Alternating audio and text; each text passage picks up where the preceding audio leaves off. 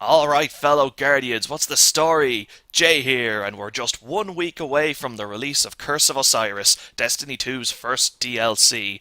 Now, with the DLC coming up so soon, I'd figured I'd share a bit of a personal tip with you.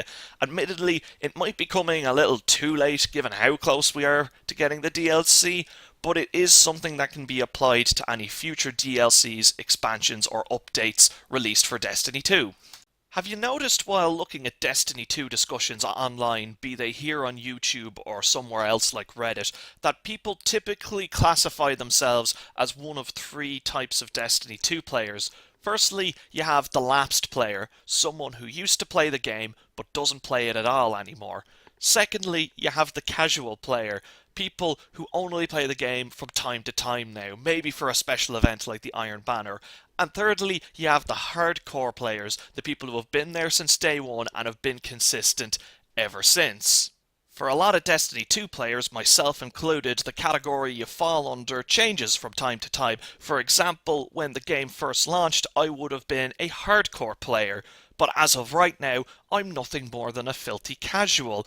Anyone who encountered me during the Iron Banner last week, went head to head with me, will know exactly what I mean by that. Now, what instigates this change? What causes someone to go from hardcore to lapsed or casual to hardcore? And I find that can all come down to one word, and that word is burnout. That's right, video game burnout. A quota that's difficult to standardize because of how much it varies from person to person. Take Destiny 2's post-campaign, for example. One player may start to feel burnt out after 12 hours of gameplay, whereas another player might not experience that same level of burnout until 1200 hours later. Two vastly different amounts of playtime for the same amount of content. I often found that my initial enjoyment for any of the DLCs or expansions launched for Destiny 1 was directly proportional to the amount of burnout I was or was not experiencing going into it. And if I'm being honest, I was very burnt out going into pretty much all of them. And when you're burnt out on something, not just video games, it can even apply to pretty much anything else in your life, when you feel that level of burnout, new content isn't going to fix that. You need a change of pace, you need a change of scenery. So with Destiny 2, I promised myself I would make that change. After the first Iron Banner wrapped up last month, I actually stopped playing Destiny 2. I even missed the last faction rally, and I had promised myself that I wouldn't play the game again until either we got some news regarding the DLC, or I'd even wait until the DLC launched altogether.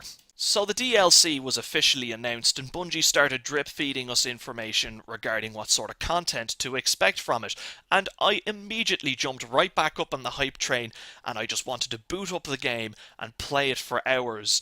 But here's the thing I've noticed, that once you start to experience this hype for a Destiny DLC or expansion, if you just go and start playing the game immediately, that feeling of hype becomes very fleeting and it's just replaced with the burnout again. So what I did instead was just continued on not playing. And if I'm honest, the hype is still there. I'm really looking forward to it. I'm not saying that this means that Curse of Osiris is going to be the greatest thing that ever happened to Destiny. I'm simply saying that by the time it rolls around, I'm going to be more in the humour for playing Destiny than I would have been if I just keep grinding my way to hopefully get through the burnout. The best practical example I can give you of this is actually with the Iron Banner. I was feeling burnt out going into that first Iron Banner, and I wound up not enjoying it. Now, I'm very well aware of the problems the Iron Banner has. In fact, I actually did a video on it if you want to go and watch it. I'd really appreciate that. But because I hadn't played the game in between those two Iron Banners, I found myself enjoying the second one a whole lot more, despite the fact that no changes had been even made to it. And I know the same is going to happen with the Curse of Osiris. My plan is to just actually not play the game at all in the week building up to it. I have the day the DLC launches booked off from work. I'm going to get up early, get a big old bowl of cornflakes, play it through, and I'm going to be a lot happier for it. Because as the old saying goes, how can I miss you if you don't go away?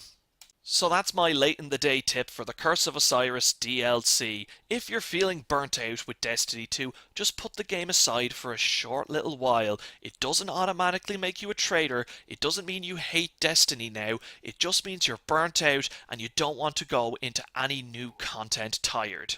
Trust me, if you're someone that still plays Destiny 2 every day and gets an immense amount of enjoyment out of it, you keep doing that and keep having fun.